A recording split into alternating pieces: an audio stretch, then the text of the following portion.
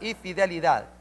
Son dos elementos esenciales que se necesitan para predicar la palabra del Señor. No es fácil, pero tampoco es tan popular. El texto de 3:17 de Ezequiel dice: a ti pues, hijo de hombre, te he puesto por atalaya a la casa de Israel, y oirás la palabra de mi boca, y los amonestarás de mi parte. Tenemos una aplicación brevemente. Dice: el llamado de Dios al ministerio implica dedicación y fidelidad. Esto es lo que implica el ministerio.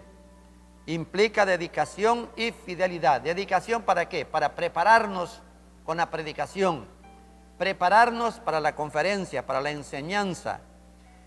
Maravilloso es Dios.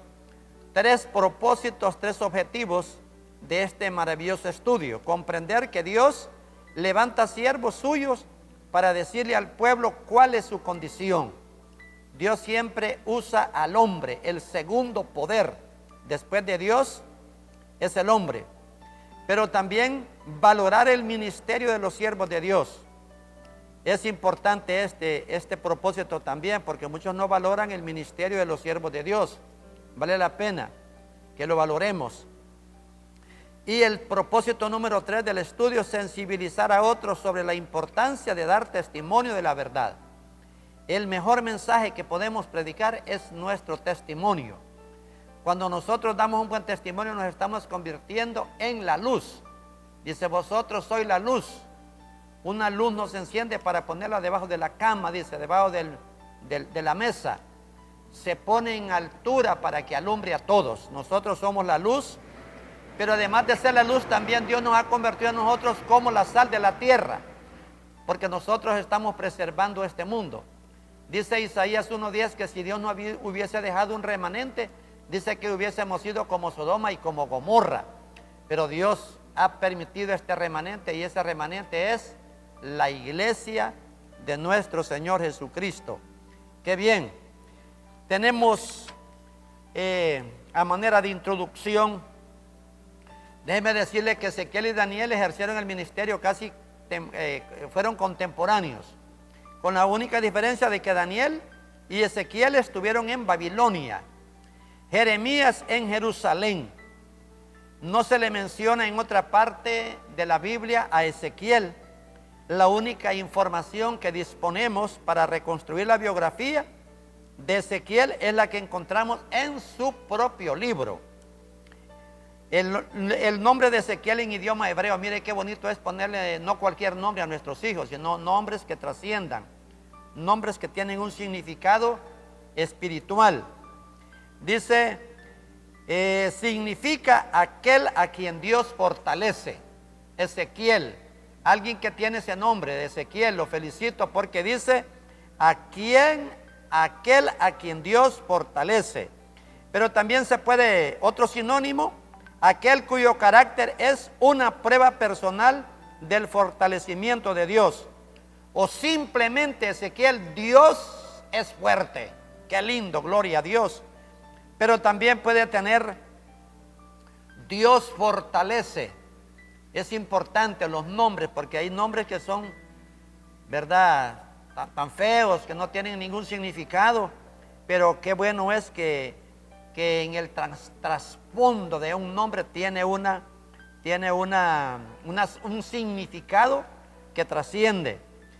Y pues algunos ven una relación muy estrecha entre el significado del nombre, ¿verdad?, y la misión del profeta, relación que se hace más evidente en el idioma hebreo.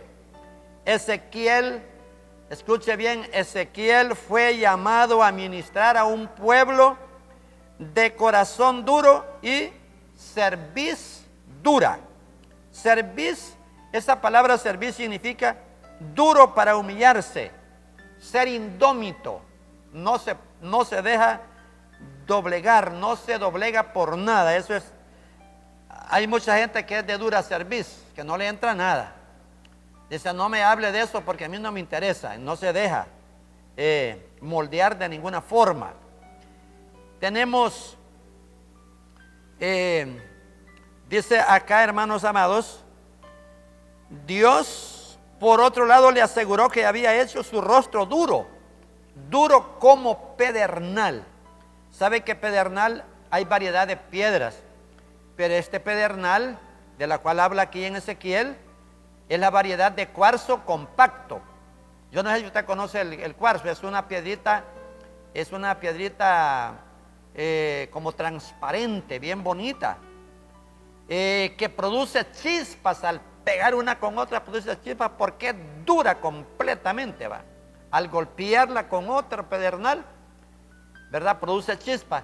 A mí me gusta el pedernal porque es una piedra bien bonita, hasta para verla, blanquecina y dura, compacta. Usted la puede tirar para donde quiera y no se rompe. Pues así puso el rostro del profeta Ezequiel Dios. Te voy a poner cara dura como pedernal. Y dice, ponte sobre tus pies. Eso significa párate. En el versículo anterior, 1:28, encontramos que cuando Ezequiel vio la gloria de Dios, se postró sobre su rostro, lo que fue un acto de adoración. Ahora Dios le indica que se pare, le da la orden, él le indica que se pare porque Dios le va a dar instrucciones. ¿Sabe qué es la mejor manera de darle la honra y la gloria al Señor? Ponerse de pie y darle una ofrenda de palmas, pero no sentado, sino de pie. Yo tengo algún poquito sobre la biografía de Juan Sebastián Bach, un compositor alemán que toda su música fue dedicada a Dios Todopoderoso. Cuando él estaba ejecutando la orquesta y cuando había un momento de clímax donde la gente era tocada por la música, se ponían de pie y comenzaban a aplaudir. Yo creo que no está de más que nosotros también en nuestras iglesias, en nuestros templos, cuando regresemos y cuando queremos darle una ofrenda de palma al Señor, que no estemos sentados, sino que nos pongamos de pie, porque esa adoración es más trascendente para el Dios Altísimo.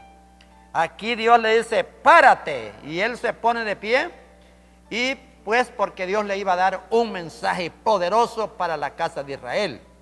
Empedernido corazón, en el versículo 2:4, que tiene una costumbre o un vicio muy arraigado, difícil de cambiar. Empedernido corazón. Ojalá que los corazones que en esta mañana nos van a escuchar o nos están escuchando no sean empedernidos, ni sean corazones cauterizados, sino que sean corazones sensibles para que siembren la palabra de Dios en lo más profundo de su corazón. Tenemos en primer lugar en este estudio el llamamiento de Ezequiel. Ezequiel recibe una comisión. Ezequiel recibe una comisión. Dice que Ezequiel fue enviado a gente rebelde. En el versículo 1-3, me dijo, hijo de hombre, ponte sobre tus pies y hablaré contigo. Y luego que me habló, entró el Espíritu en mí y me afirmó sobre mis pies, y oí al que me hablaba. Y me dijo, hijo de hombre, yo te envío a los hijos de Israel, a gentes rebeldes que se rebelaron contra mí. Ellos y sus padres se han rebelado contra mí hasta este mismo día. Ahí tenemos la visión. Tomó lugar en el río Quebar, allí a las orillas de Babilonia, ahí donde se junta el río Tigris y Éufrates. Y ahí está preso, ahí está en esa cautividad de Ezequiel, que era un gran canal, dice ese río Quebar, que corría al sureste de Babilonia. Se cree que Ezequiel tenía 30 años de edad cuando ocurrió dicha visión. Esto se menciona en el capítulo 1, versículo 1. Aconteció en el año 30, dice, de acuerdo al capítulo 1, en el año 5 de la deportación del rey Joaquín. Tenemos que saber que Dios llama a sus siervos de muchas maneras, por sueños, por visiones, otras veces cuando Dios los llama por voz audible. Para un pequeño testimonio, haciendo alusión a mi pastor, a mi llamamiento, a mi pastorado, Dios me llamó por 2 sueños, 1985, 1988, pero ya la vencida fue en el 1990. Celebrando el cincuentenario de nuestra Asamblea de Dios en Honduras. Dios me llamó por medio también de un mensaje. ¿Y qué puedo decir?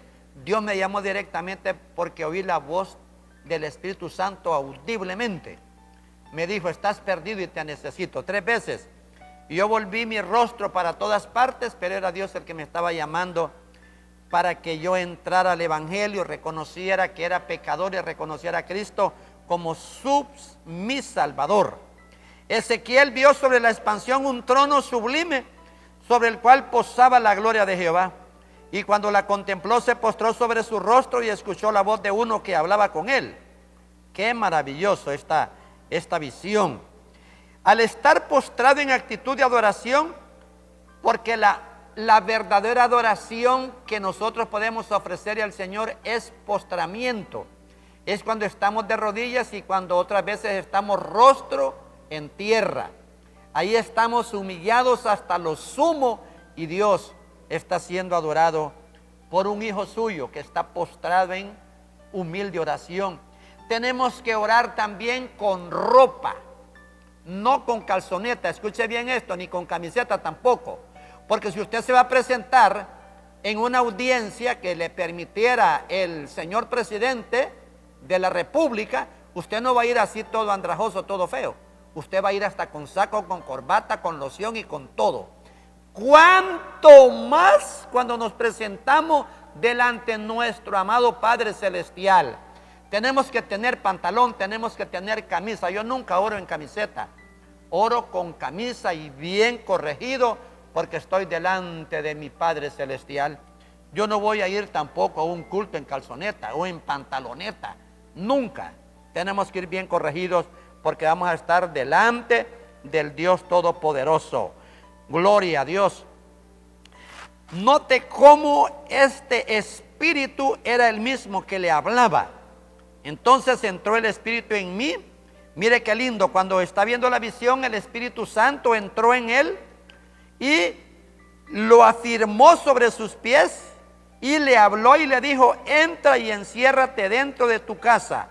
3:24, lo leo para su consideración. 3:24 dice: entonces entró el Espíritu en mí y me afirmó sobre mis pies y me habló y me dijo: entra y enciérrate dentro de tu casa, porque Dios le iba a hablar palabra que tenía que vertirla o enseñarla al pueblo de Israel. Qué lindo es saber que el Espíritu Santo desempeña una función poderosa en nuestro ministerio, en todos los ministerios. Nosotros no somos nada si no contamos con la unción del Espíritu Santo. El Espíritu desempeñaba las siguientes funciones en el ministerio de Ezequiel. Número 1, entraba para tomar control. El Espíritu Santo entra consecuentemente al corazón y a la mente del siervo para tomar control. Entraba para tomar control. Número 2, también entraba el Espíritu Santo para afirmarlo. Lo afirmaba. Y número 3, le hablaba dándole instrucciones precisas de lo que debía hacer.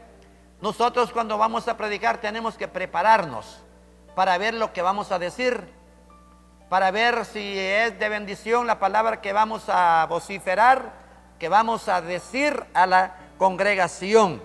Vale la pena estas instrucciones recibidas específicamente por el Espíritu Santo.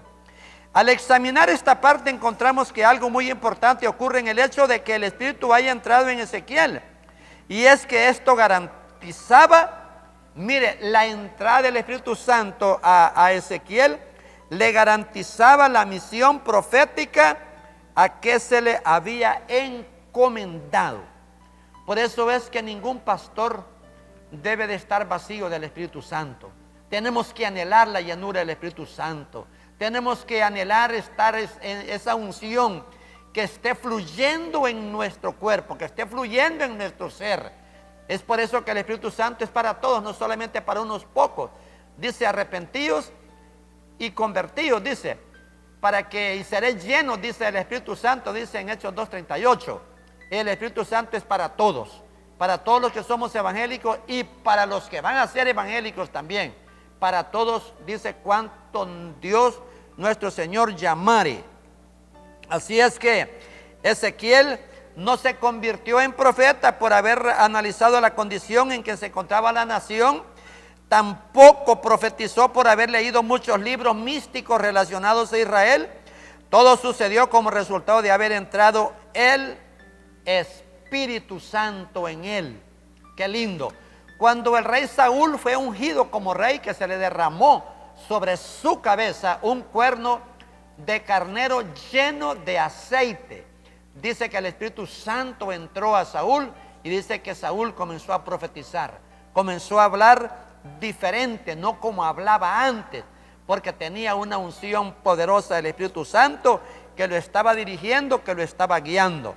Gloria a Dios. Entonces, también dice, gente de empedernido corazón recibe una comisión para advertirla, para darla a conocer a gente de empedernido corazón. Dice el versículo 4 y 5, yo pues te envío a hijos de duro corazón, de duro rostro y de empedernido corazón, y les dirás, así ha dicho Jehová el Señor. ¿Acaso ellos escuchen? Pero si no escucharen, porque son una casa rebelde, mire, siempre conocerán que hubo profeta entre ellos. Así es que estas palabras te hacen responsable en esta mañana. Dice la Biblia, el que creyó no ha sido condenado, pero el que no ha creído ya ha sido condenado, porque tú no tienes cerrados los oídos para oír, sino que estás escuchando, estás siempre recibiendo la palabra, estás siempre recibiendo la predicación, enseñanza. Entonces ya eres responsable de tu alma, ya eres responsable de tu salvación, porque si oyen o si no escuchan, dice, sabrán, dice el versículo 5, que hubo profeta en esta tierra, hubo profeta entre ellos.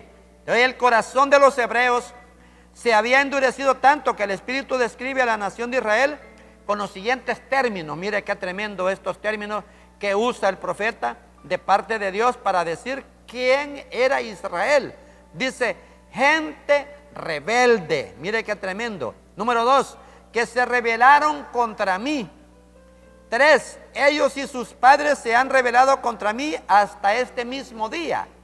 Hay pueblos que se rebelan contra Dios. Hay naciones que se rebelan contra Dios. ¿Cuándo se rebelan contra Dios? Cuando aprueban cosas que no deben de aprobar constitucionalmente. Cuando los padres de la patria aprueban cosas que no deben de aprobar, que se convierten en acuerdos, en decretos, se convierten en leyes, entonces ese pueblo se está volviendo rebelde contra Dios.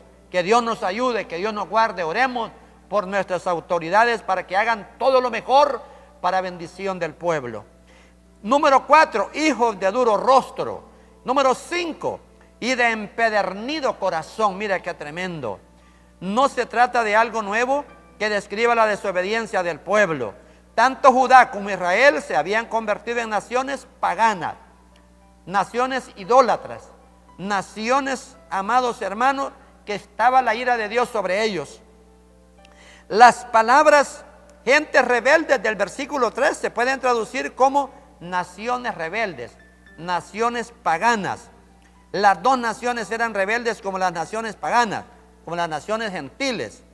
Pero, mi amado hermano, esto significa que cuando el pueblo de Dios se rebela contra Dios, pierde su identidad como tal y se convierte en un pueblo pagano. Ojalá que nuestro pueblo esté sumando, nuestro país esté sumando cada día personas que se conviertan al evangelio, personas que ya no sigan en la idolatría, personas que ya no sigan en la maldad, en el pecado, personas que ya se vayan olvidando de la carne y de la situación mundanal, del paganismo, y que se vuelvan al Señor, porque esto es agradable delante de nuestro Dios. No hay ninguna diferencia entre Él y el pueblo que no conoce a Dios. Mire que el cristiano nunca pierde su identidad. O es cristiano caído o es cristiano fiel. El cristiano siempre sigue siendo cristiano. Pero déjeme decirle que los buenos Dios nos escucha y nos va a bendecir, pero a los paganos, a los impíos, Dios los va a castigar. Dice que el impío será destruido por su impiedad, pero el justo, dice, aún en la muerte tiene esperanza. Al analizar el versículo 4, así ha dicho Jehová el Señor. Las palabras Jehová el Señor son la traducción del hebreo Adonai Yahvé. Adonai Yahvé. Estos eran los dos nombres más elevados que se usaban para Dios en el Antiguo Testamento. Adonai significa Señor. Yahvé, Señor, yo soy el que soy, dice la bendita palabra. Es la misma fórmula que ocurre en el 3:11. Ezequiel 3:11. Y ve y entra a los cautivos y a los hijos de tu pueblo y háblales y diles, hijos de tu pueblo, háblales y diles, así ha dicho Jehová el Señor, escuchen o dejen de escuchar. Eso Adonai Yahvé significa Jehová el Señor, Jehová el Señor, porque los israelitas usaban el nombre de Jehová de acuerdo a sus circunstancias. Jehová Jireh, el Jehová proveerá. Jehová Sidkenu, Jehová levantará bandera contra mí. Y, amado hermano, cuando venga el enemigo como río, dice, levantará bandera contra él. Entonces, Jehová Chama, Jehová está ahí. Jehová Shalom, Jehová mi paz. Y así, de esa forma, Dios estaba siempre, los israelitas, usando su nombre. Ezequiel sabía esto muy bien, de manera que si mentía, el pueblo lo podía apedrear hasta la muerte bajo la misma ley de Moisés. Es decir, que Ezequiel no podía quedarse con el secreto de la palabra de Dios. Tenía que dar a conocer el mensaje que había recibido de parte de Dios a través del Espíritu Santo. Porque algunas veces Dios hablaba con el profeta audiblemente. Otras veces el ángel de Jehová se manifestaba y le hablaba al profeta. Otras veces escuchaban audible la voz de Dios. Y pues no podía mentirle al pueblo. Tenía que hablar la verdad, porque mentir era un pecado tan horrendo que la persona tenía que ser lapidada, tenía que ser apedreada. Pero siendo su mensaje verídico, ¿verdad? Si el pueblo lo rechazaba, quien estaría rechazando sería directamente a Dios. Cuando las personas oyentes no reciben la palabra, sino que la rechazan, no están rechazando al predicador, están rechazando directamente a Dios, al Señor Todopoderoso, que era quien enviaba el mensaje de reprensión, el mensaje de exhortación. Vale la pena que nosotros entendamos la importancia del Espíritu Santo en el ministerio cristiano. Tenemos que dejarnos guiar por el Espíritu Santo. Tenemos que dejarnos dirigir por el Espíritu Santo, que sea el Espíritu Santo el que hable a través de nosotros. Gloria a Dios. Y amado hermano, el mensaje de Ezequiel causó un impacto sobrenatural en la gente, ¿verdad? Esa misma palabra también está impactando los corazones en estos días, donde la palabra se está predicando por todos los medios. Muchos pastores están ahorita dando las conferencias, dando las enseñanzas dominicales para que el pueblo las reciba. Segundo lugar, sobre el tema llamamiento de Ezequiel. Ezequiel debía tener valor y carácter. Escucha bien, tenía que tener valor y carácter. En el versículo 6, dice la palabra, aún andando entre escorpiones. Mire qué tremendo. Y tú, hijo de hombre, no les temas, ni tengas miedo de sus palabras. Aunque te hallas entre zarzas y espinos y moras con escorpiones, no tengas miedo de sus palabras, ni temas delante de ellos, porque son casa rebelde. Mire qué tremendo, hermano. Dice, estas actitudes en las cuales se encontraba Ezequiel, se encontraba entre zarzas y espinos. No era fácil, porque era una casa rebelde, y al darles el mensaje, lo primero que podían atentar contra Ezequiel era para matarlo, era apedrearlo. Sin embargo, la versión griega utiliza dos verbos en lugar de sustantivos. Estas palabras provienen de raíces que implican pinchar, punzar o arder. Una palabra de la misma raíz aparece en Ezequiel 28, 24. Ni aguijón.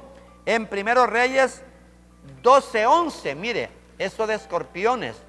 Mire, si hay animal horrible que le tengo tanto miedo yo que ni con el zapato lo puedo matar, es el escorpión. Yo lo mato con una piedra o con un palo, pero yo no puedo matarlo porque me da mucho temor, mucho miedo.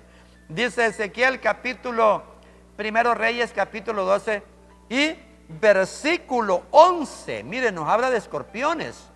Dice, ahora pues, mi padre os cargó de pesado yugo, mas yo añadiré a vuestro yugo. Mi padre os cargó con azotes, mas yo os castigaré con escorpiones.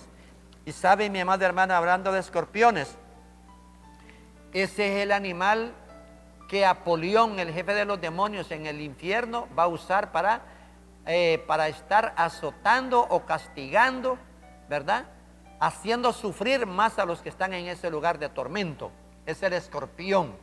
Dice que les va a inyectar una toxina que les va a durar ese dolor como 3 a 5 meses, pero no se van a morir de ese dolor, de esa toxina, sino que lo va a estar haciendo ese escorpión consecuentemente por Apolión y Abadón, que es el mero jefe de los demonios. No es Satanás, sino que es un demonio poderoso, la jerarquía de Apolión, para enviar esos demonios en el lugar de tormento. Pues esto significa que Ezequiel estaba dando la palabra del Señor. La palabra escorpión es usada en referencia a látigos que tenían pequeños ganchos que rasgaban la piel. En nuestro texto se usa en sentido figurado para describir el carácter venenoso, el carácter agresivo y traicionero del pueblo al cual Ezequiel ministraba. Mire qué tremendo. No es fácil ir a predicar a países tan duros de corazón, tan duros de servicio, donde abunda la hechicería, donde abunda la brujería, donde abunda el pecado más atroz de Sodoma y de Gomorra. Es cosa seria. Pero los evangelistas van allí dispuestos incluso a dar su vida. Muchos misioneros han sido muertos por tribus paganas que están adorando a Satanás y han sido muertos, pero ellos han matado el cuerpo, pero el alma goza ya en la presencia del Señor. Por medio de estas figuras el Señor le recuerda a su siervo la verdad, la verdadera identidad de su pueblo Israel. Herían, punzaban y rasgaban como zarzas y espinos, envenenaban como escorpiones ponzoñosos. Qué distorsión de su identidad la que el pueblo había sufrido por causa de su rebeldía. Hay pueblos, hay naciones que están siendo azotadas, pero no se corrigen de su mal vivir, no cambian su estilo de vida. Hay personas también que sufren de una forma terrible, pero Dios compara a su pueblo con el lirio. Dios compara a su pueblo con el lirio, con el olivo, con el trigo y la vid. El lirio se caracteriza por su aroma. Cristo se compara con el lirio en los valles porque Él suelta una aroma espiritual que nos cambia, que nos transforma, que nos convierte en la gente más feliz del mundo. Él también es la rosa de Sarón, blancura, lo delicado de su tallo, porque no es espinoso y porque donde quiera que crece, aunque el suelo sea negro, da una flor blanquita. Esa es la verdadera identidad que debe caracterizar a los hijos de Dios. Por eso dice en Eclesiastés 9:8, en todo tiempo sean blancos tus vestidos y nunca falte ungüento sobre tu cabeza. Ezequiel 9:8 no está hablando de vestiduras así como esta camisa que ando ahí, una cuballera blanca. Está hablando de las vestiduras de santidad. Tenemos que corregirnos, tenemos que dejarnos santificar por el Señor para que estemos listos, prestos para el arrebatamiento de la iglesia, ya que por decreto divino su pueblo debe ser sin mancha, mantener su pureza sin importar donde se encuentre, perfumar e inundar el ambiente de ternura y de bondad. Hoy que no estamos en el templo, pero estamos en la casita. Ahí en la casita estamos nosotros siendo olor grato para los que se envuelven allí en ese medio ambiente donde usted está. Usted es olor grato para su familia. Usted es la sal de la tierra para su familia. Usted es la luz para su familia. La Biblia dice que nosotros somos el grato olor para los que se salvan y para los que se pierden. Y seguiremos siendo grato olor hasta que el Señor nos lleve en el arrebatamiento. Dice, justamente el pueblo de Israel era descrito como un manojo de espinas. Israel, mire bien, era descrito como un manojo de espinas, que en lugar de ser lirio, era zarza. En lugar de ser paloma, era escorpión. En lugar de ser oveja del redil divino, era manada de lobos. Aquí cabe una observación muy importante, y es que cuando el pueblo de Dios descuida la identidad que Dios le asigna, se convierte en lo opuesto. Ojalá que nosotros no cambiemos nuestra forma de ser. Sigamos adelante, creyendo en el Señor, creyendo en su palabra, en sus promesas que son fieles y verdaderas. Usted por nada debe dejar el redil donde Dios lo tiene adorando y glorificando su nombre. Usted no debe de cambiar de actitud. Usted tiene que seguir adelante. El cristiano tiene que tener carácter. ¿Sabe una cosa? Para enfrentarnos al coronavirus tenemos que ser gente de carácter. Un carácter fuerte, un carácter duro como pedernal. Porque si nos descuidamos, el coronavirus nos mata. Porque lo que hace el coronavirus, yo no soy médico, pero he escuchado un montón de médicos, pulmonólogos, infectólogos, virólogos y neumólogos de todo tipo, escuchando las conferencias. Dice que lo que hace el coronavirus es mandar coágulos a los pulmones para que no les fluya el oxígeno. Y ahí está la gente grave con los pulmones infectados de bronconeumonía, que no es fácil. Se le están inyectando a las personas los mejores medicamentos y muchas veces no se pueden recuperar. Es duro, es duro. Tenemos que tener carácter para enfrentar este virus diabólico. ¿Sabe por qué? Porque en el primer síntoma usted tiene que ir al médico. Usted no tiene que estar llamando al médico, usted tiene que ir al médico para que lo toque, para que lo examine, para que le haga un TAC pulmonar, para que le hagan radiografías en los pulmones, en su tráquea, en sus pulmones, para ver cómo está. Pero si se deja 1, 2, 3, 4, 5, 6, 7, 8, 9 días, usted no tiene carácter. Usted se está dejando morir. Nosotros los evangélicos no podemos dejarnos morir, porque el enemigo anda como león rugiente buscando a quien devorar. Pero dice la bendita palabra: resistid al diablo y él huirá de vosotros. Aleluya. El diablo tendrá que huir y usted se va a mantener, gloria a Dios, feliz, contento con la salvación y con su alabanza, su adoración a flor de labios, para dársela al Dios Todopoderoso. Amado hermano, dice que la bendita palabra del Señor dejó de ser paloma, como se lee en el Cantar de los Cantares. Israel se convirtió en una manada de lobos por causa de la rebeldía, por causa del pecado. No para convertirse en gorrión, sino en escorpión. ¿Sabe que el gorrión es lindo? El gorrión esmeralda es lo más lindo que tenemos en las montañas de Honduras. El gorrión esmeralda. Pero muchas veces las personas no se convierten en gorriones. Cuando dejan al Señor se convierten en escorpiones. Es decir, el postrer estado de un infiel es totalmente lo opuesto. Porque cuando nosotros venimos al Señor, cuando nosotros recibimos a nuestro Señor Jesucristo en nuestro corazón, salen 7 demonios. Pero dice que esos demonios andan por lugares secos buscando a dónde posar, pero cuando no encuentran lugar a dónde introducirse, dice que buscan ese mismo lugar de donde salieron. Y dice que toman otro espíritu peor que él, y dice que ya no son 7, son 14. y dicen que encuentran la casita bien barridita, bien aseadita, y dice que se introducen a él. Dice, el estado postrero de esa persona viene a ser peor que el primero. Así es que tengamos sumo cuidado, mantengámonos firmes, mantengámonos fieles delante del Señor. Hoy no estamos en la casa, no necesitamos estar en el templo.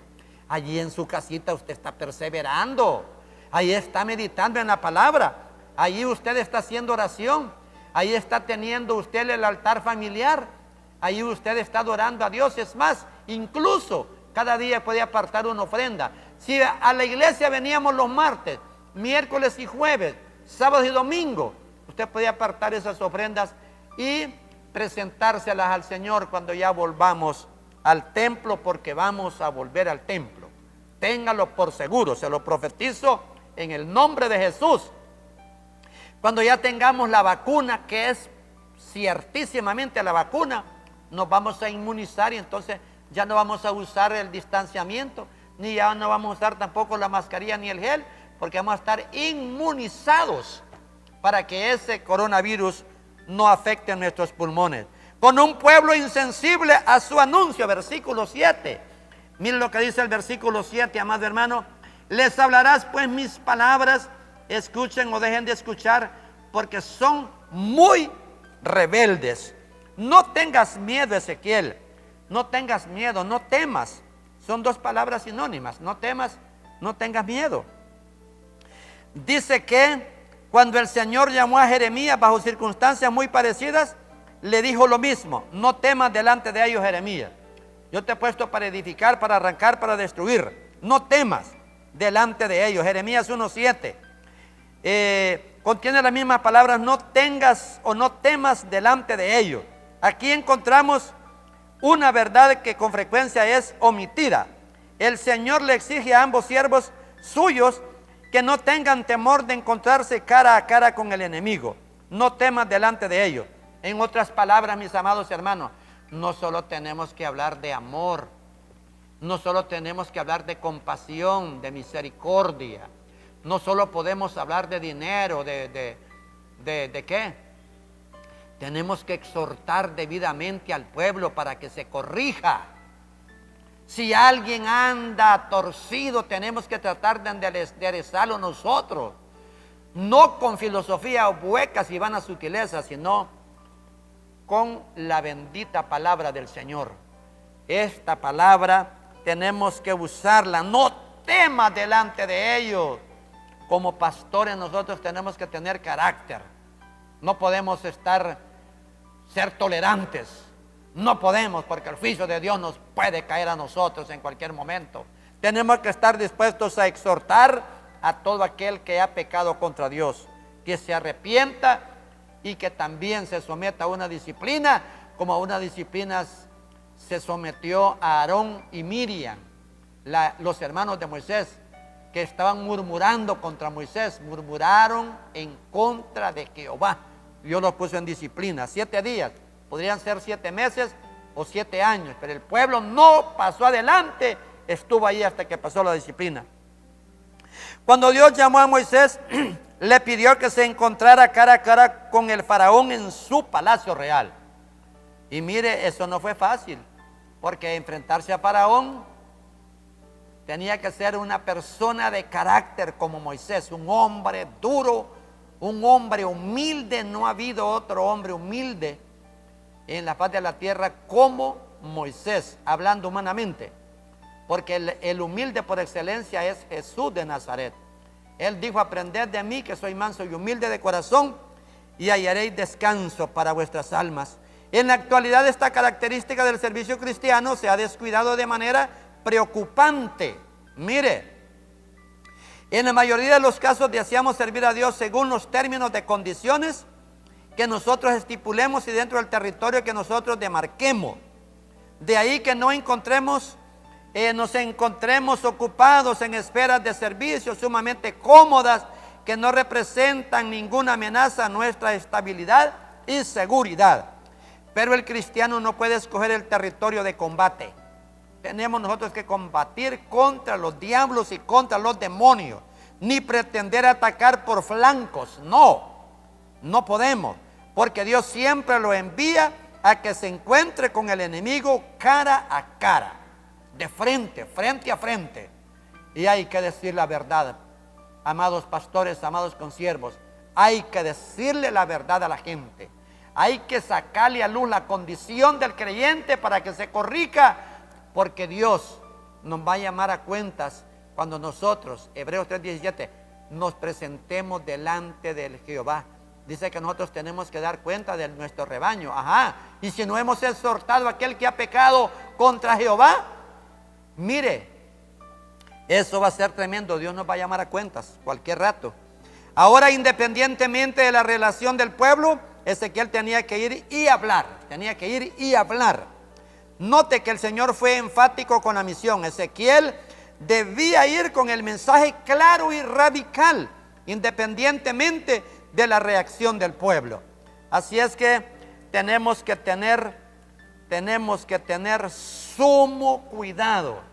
No dejemos de exhortar, no dejemos de amonestar con amor, con misericordia, con compasión. La Biblia dice que nosotros los fuertes tenemos que llevar las cargas de los débiles, considerándonos como aquel que pecó.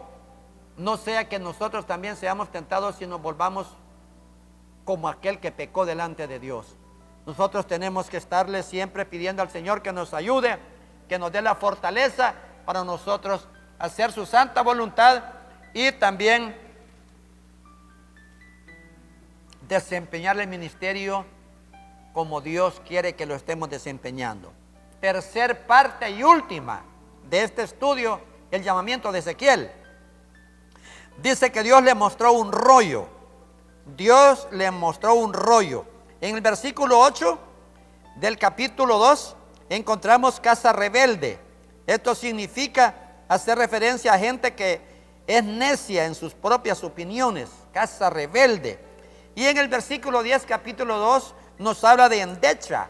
¿Qué es eso de endechar? ¿Qué es eso de endechar?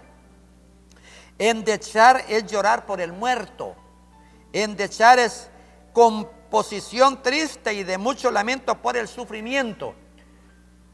En el antiguo tiempo se pagaban endechadores, un grupo de 7 u 8 o 10 personas o 12 personas, de acuerdo a la capacidad económica, para que fueran llorando atrás en una procesión mientras el féretro se conducía al cementerio. Iban llorando, iban llorando. Pues ahora ni eso podemos hacer.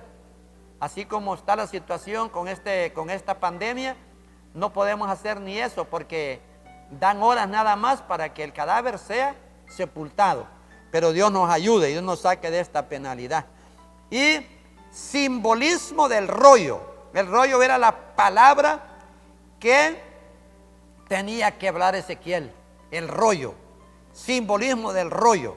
Dice en el versículo 8 al 10. Lo leo para su consideración. Mas tú, hijo de hombre, oye lo que yo te hablo. Mire, no seas rebelde como la casa rebelde. Abre tu boca y come lo que yo te doy. Y miré, y aquí una mano extendida hacia mí, y en ella había un rollo de libro. Y lo extendió delante de mí, y estaba escrito por delante y por detrás, y había escritas en él endechas y lamentaciones y ayes. Eran tres cosas las que habían escritas en ese rollo, escrito por los dos lados, por el derecho y por el revés. Y dice endechas, lamentaciones y ayes. Mi amado hermano, la reacción inmediata podía conllevar a un rechazo de llevar a cabo lo que se le estaba encomendando. Le dijo Dios a Ezequiel: Ezequiel, no seas rebelde, no te vas a convertir como en un rebelde, así como es la casa de Judá. Mire, este mensaje fuerte. Al hacerlo así, se ubicaría precisamente en la misma condición que el pueblo en un acto de rebeldía. Moisés se resistió a ir cuando Dios lo llamó en Éxodo 3:11. Dios lo estaba llamando a Moisés y le dijo, y Moisés presentó una excusa, le dijo: Señor, ¿cómo puedo ir yo? Yo soy tartamudo. Y le dijo: vos vas a ir a Faraón y le vas a decir esto y esto y esto. Pero otra vez le dijo Moisés: Señor, yo soy tartamudo. Y le dijo Dios: yo hice al tartamudo. Mire entonces, Jeremías también cuando fue llamado, Señor, le dijo Jeremías, yo no soy hombre de falsa palabra, era tartamudo también. Y se le dijo también a Jeremías 1:6, a Isaías, es que no es fácil aceptar el llamamiento. No es fácil aceptar el llamamiento de Dios Todopoderoso. Isaías, Señor, también yo soy hombre de labios impuros, yo te los voy a purificar, le dijo el Señor. Y un querubín vino y tomó unas tenazas y las puso unas brasas encendidas sobre los labios de Isaías y le purificó los labios. Y entonces, ¿a quién enviaré?, dijo el Señor despuesito. Heme aquí, envíame a mí, dijo Isaías. No es fácil, no es fácil. Los que tenemos llamamiento santo y divino, estamos en esta obra, en este ministerio, porque Dios nos ha llamado. No nos ha puesto ningún hombre, nos ha puesto Dios. Por un sueño, 2 sueños, y por un mensaje y por una voz audible. Gloria a Dios. De cualquier manera, la rebeldía puede reflejarse en la actitud de un siervo infiel. Mire, hay rebeldes que lo son porque hacen el mal, sabiendo que no lo deben hacer. Y hay rebeldes que lo son porque no hacen el bien, sabiendo que lo deben hacer. Si Ezequiel decidía no obedecer a Dios, no yendo donde era enviado y no diciendo lo que tenía que decir, sería un rebelde. Él tenía que decir específicamente el mensaje que Dios le estaba encomendando, pero no porque se obstinaba en hacer el mal, sino porque se obstinaba en no hacer el bien. La falla en que incurren ciertos cristianos es precisamente esta última, en que se niegan a hacer lo que Dios demanda de sus vidas. Hay 2 formas de pecar: omitir lo que Dios dice y omitir lo que Dios dice que no hagamos. Si usted no hace lo que Dios dice que haga, usted está cayendo prácticamente en rebeldía. Tenemos que hacer lo que Dios dice que hagamos y no tenemos que hacer lo que Dios dice que también que no hagamos. Ya nos convertimos en rebeldes. De manera pues que, mis amados hermanos, no se les puede acusar de haber caído en pecados groseros a los de Judá y Israel. Sin embargo, delante de Dios son rebeldes, porque una de las rebeldías más graves es no hacer el bien que se debe hacer. Una de las rebeldías más graves es no hacer lo que se debe de hacer. Si Dios nos dice a nosotros, sean empáticos, sean solidarios, ayúdense los unos a los otros, si no lo hacemos, estamos cayendo en rebeldía. Mi amado hermano, tenemos que ayudarnos los unos a los otros, orar los unos por los otros, llevar las cargas, ayudarnos los unos a los otros. En la vida real encontramos hechos que por negligencia producen muerte. Cuando cerramos la ayuda al indigente, al menesteroso, dice 1 Juan 3:17, dice: ¿cómo está el amor de Dios en tu corazón? Porque el amor no solo son palabras, son hechos reales. Extendamos la mano al menesteroso, extendamos la mano al hermano que necesita. Gloria a Dios. Por ejemplo, una enfermera no necesita inyectar veneno a un paciente para que muera. Si deja de administrar el oxígeno, también morirá. O sea, dejar de hacer lo correcto o caer en la negligencia igualmente conlleva a la rebeldía. Ojo, San Mateo 28:19 dice: id y hacer discípulos a todas las naciones, bautizándoles en el nombre del Padre, el Hijo y el Espíritu Santo, haciendo todas estas cosas que yo les he mandado, y aquí yo estoy con vosotros todos los días hasta el fin del mundo. Dios nos llama a nosotros a ser discípulos. Abra su boca para evangelizar. Abra su boca para que le lleve la palabra a un vecino, a cualquier amigo. No tema, háblele la palabra del Señor. Déjeme decirle que usted lo va a dejar nuevo, porque esa persona posiblemente nunca ha leído la Biblia, nunca ha tenido una Biblia en sus manos, y usted le está hablando cosas extraordinariamente trascendentales, como es el Evangelio del Reino de Dios. Palabra que sustenta, capítulo 3 y versículo 3. Con este inciso terminamos. Palabra que sustenta. 3, 1 al 3, dice la bendita palabra. Me dijo: hijo de hombre, come lo que hayas. Come este rollo, Ezequiel, y ve y habla a la casa de Israel. Y abrí mi boca y me hizo comer aquel rollo. Y me dijo: hijo de hombre, alimenta tu vientre y llena tus entrañas de este rollo que yo te doy. Y lo comí y fue en mi boca dulce como miel. Mire, la palabra del Señor es dulce como miel. Dice que la palabra del Señor es más dulce que la miel, y que la miel que destila del panal. No hay miel más rica que agarrar la panela, partir un pedazo y mire, saborearla nuestro paladar. En la acción que Ezequiel recibe el rollo de parte de Dios se encuentran varias características. Número 1, le fue dado por una mano misteriosa que se extendió hacia él. La mano misteriosa por la cual Dios nos ha dado su palabra es el Espíritu Santo. Toda la palabra de Dios es inspirada por Dios, 2 Timoteo 3:16. Y dice, esta mano misteriosa nos recuerda aquella que se menciona en Daniel 5:5, ¿verdad? Que escribió sentencia de muerte para el rey Belsasar en el encalado de la pared, ¿verdad? Allí pegó, mene, mene, teleuparsin, ¿verdad? Pesado eres y ha sido hallado falto. El rollo, número 2, el rollo se encontraba escrito por delante y por detrás. Número 3, el contenido del libro consistía en, número 1, endecha, número 2, lamentaciones, número 3, ayes, y también se le ordenó comer el rollo, comer el rollo. Jeremías, quien inició su ministerio antes de Ezequiel, se había caracterizado precisamente por sus lamentaciones, habiendo incluso intitulado Lamentaciones, está antes de Ezequiel, Lamentaciones, escrito por Jeremías, a uno de sus libros. Pero la desgracia del pueblo lo había terminado con la muerte de Jeremías. Por medio de Ezequiel seguían las endechas, las lamentaciones, ¿verdad? Aquellos lamentos, y también las endechas, que eran también ir llorando detrás del cadáver. De manera que las lamentaciones no eran solo por lo que había sucedido y por la condición en que el pueblo se encontraba. La orden de comer el libro tiene un profundo significado. Escuche bien, hermano, ya estoy terminando. Número 1, que no solo de pan vivirá el hombre, sino de toda palabra que sale de la boca de Dios. Usted debe de reconocer que usted tiene que estar alimentando su alma por medio del estudio devocional.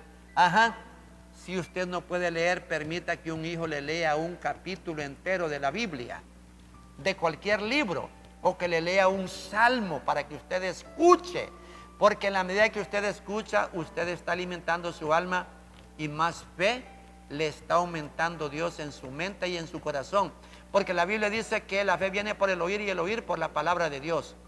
Permita que su familia le lea la Biblia, gloria a Dios. Que la comida del creyente es hacer la voluntad de Dios. Esto significa el orden del libro, ¿verdad? Mi comida es que haga la voluntad del que me envió, dijo Cristo, y acabe su obra. San Juan 4:34. Mientras los discípulos bajaron a comer, él estaba evangelizando a la mujer samaritana. La estaba persuadiendo y se la estaba ganando. Dice que muchos samaritanos se convirtieron por el testimonio de la mujer, pero Cristo estuvo haciendo el trabajo con rigor, con voluntad, con propósito. Que la ley de Jehová es más dulce que la miel y la que destila del panal, dice Salmo 19:10. La palabra del Señor, cuando la leemos, es dulcita, es rica. Nos recuerda la experiencia de Juan, según se describe en Apocalipsis 19. La palabra de Dios es dulce, pero también puede contener juicio. Aquí están todas las bendiciones del Señor y están todas las maldiciones también para aquellos que retroceden, para aquellos que se vuelven atrás. Sigamos adelante. Uno de los simbolismos que se encuentra en el libro dulce es que la palabra de Dios puede generar satisfacción y opiniones acerca de ella. no es abstracta ni insípida, sino que es agradable al espíritu de quienes la buscan en verdad. Qué lindo, gloria a Dios. Mi amado hermano, en este precioso estudio vemos que Ezequiel fue considerado como uno de los profetas mayores, quien profetizó en el siglo VI antes de Cristo. 6 siglos, 600 años antes de Cristo. Fue de familia sacerdotal. Ezequiel creció en Jerusalén y estaba al tanto de los servicios que se rendían en el templo. Él primeramente fue sacerdote, al igual que Jeremías. Fueron sacerdotes primeramente, pero Dios los llamó al ministerio profético. Sin duda alguna que escuchó predicar a Jeremías, posiblemente. Vivió en una colonia de deportados junto al río Quebar, allí en Babilonia, que era un gran canal al sureste de Babilonia. Era casado, aunque perdió a su esposa de una manera repentina. Usted se quiere dar cuenta cómo murió la esposa de Ezequiel, ¿verdad? Murió de una forma repentina. Usted puede leer el libro de Ezequiel. Ezequiel tenía una doble función en su ministerio. Era profeta y era sacerdote, ¿verdad? Su posición de atalaya sobre la casa de Israel lo convirtió en un pastor que debía velar por el bienestar espiritual de su pueblo. Nosotros los pastores tenemos que velar por la vida espiritual de nuestro pueblo. Nunca habíamos pastoreado en medio de una pandemia. Ya estamos a 6 meses y nos hemos sentido fuera de orden porque nunca lo habíamos hecho, pero lo estamos haciendo en la medida de nuestras posibilidades. Gracias a las plataformas virtuales que tenemos, Dios no nos ha dejado solos. Dios está con nosotros. Dios está contigo en tu casita. Dios no está en cuarentena. Dios está en nuestro hogar. Dios está en nuestro corazón. Podemos serle obedientes al Señor en todas partes.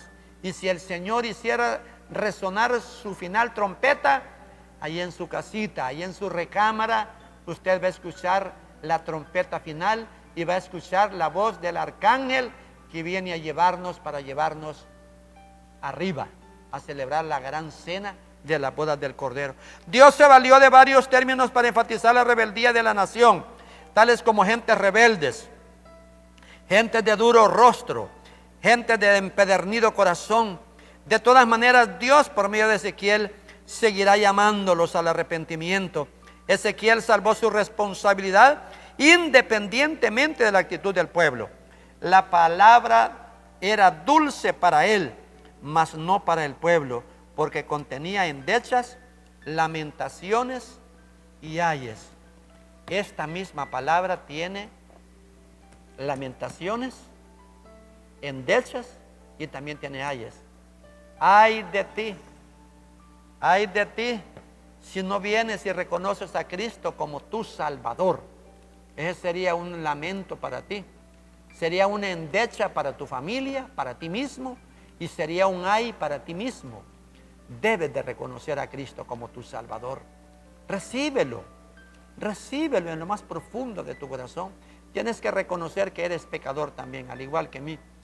Porque hay 2 tipos de pecadores, unos sin arrepentimiento y otros que estamos luchando por nuestra salvación. Estamos anhelando la perfección, estamos anhelando la santidad, estamos anhelando la justificación. ¿Cuándo se va a dar? Cuando el Señor regrese por su iglesia. Debes de estarte preparando hoy mismo. Si tú sientes que Dios te está llamando, prepárate, capacítate. Dios te puede llamar. Dios llama a gente joven. Dios llama a gente vieja. A mí me llamó de 37 años, hermano Wilson. Ya estaba bastante arriba yo. Ya iba a entrar a la primera fase de la vejez o de la adultez de 40 a 60. Ahora ya estoy en la primera fase de la vejez de 60 a 80. Y de 80 a 100 en la senectud. Dios nos permita llegar a la senectud. Pero mientras tanto estamos haciendo el trabajo aquí para la gloria y para la honra del Señor. Te invito a orar juntamente conmigo. Dios y Padre Celestial que estás en gloria, muchas gracias te damos en esta mañana, Padre. Sentimos que la presencia de tu Espíritu Santo está aquí con nosotros. Gracias, Señor, por el llamamiento de Ezequiel, de Jeremías, de Isaías. Gracias por habernos llamado a nosotros, Señor. La forma que tú usaste para llamarnos, Señor, fue una forma gloriosa, una forma misteriosa. Muchas gracias por haber llamado también a mi esposa, Señor, una mujer de carácter, una mujer de coraje, una mujer, Señor, que, Padre, se introduce al terreno espiritual de una forma gloriosa. Yo bendigo a mi amada esposa, Señor. Bendigo su forma de ser. Bendigo el ministerio que has depositado sobre su corazón. Una mujer de oración, de ayuno, una mujer de carácter, una mujer linda, una mujer amorosa, una mujer carismática, que tiene muchos amigos y amigas. Muchas gracias te damos, Señor, por habernos levantado a este ministerio poderoso. Te ruego, Señor, que tenga misericordia de cada una de las personas que en esta mañana, Señor, nos están escuchando, nos están viendo. Que tú fortalezcas la vida, Señor, de cada uno de aquellos, Señor, que están en casa en esta mañana, Padre. Que no hay forma de estar en el templo. Y si estamos en el templo, Señor, algunos se están congregando ya, Señor, no se mira bien la mascarilla, el distanciamiento, el saludo, la forma de predicar, la forma de usar, Señor, el audio. Pedimos, oh Dios, que este confinamiento va a terminar.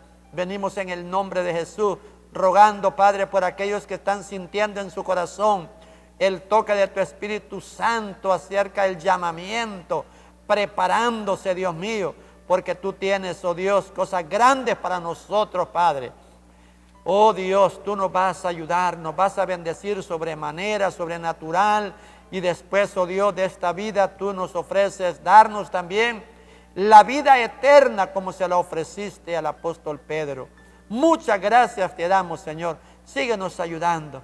Sigue bendiciendo, Señor, los maestros de escuela dominical. Que ese ánimo, Señor, no se dé por vencido. Que ese ánimo pronto y esas palabras, ese denuedo esté a flor de labios, oh Dios, para ministrar a los niños, para ministrar a las niñas. Bendice a la directiva de escuela dominical, hermana Francisca, Señor. Bendice a todas las directivas de nuestra iglesia, Señor. A exploradores, a hombres de honor. Bendice a Denamife, bendice a los jóvenes, Señor. Bendice a las misioneritas. Ayúdanos siempre, Padre, a hacer tu voluntad. Muchas gracias, Señor. Estamos orando por la reunión de la tarde, a las 3 de la tarde.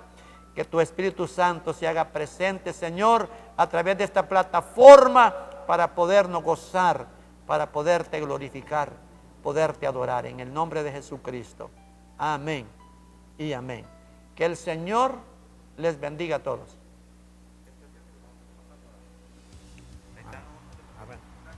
Qué bien.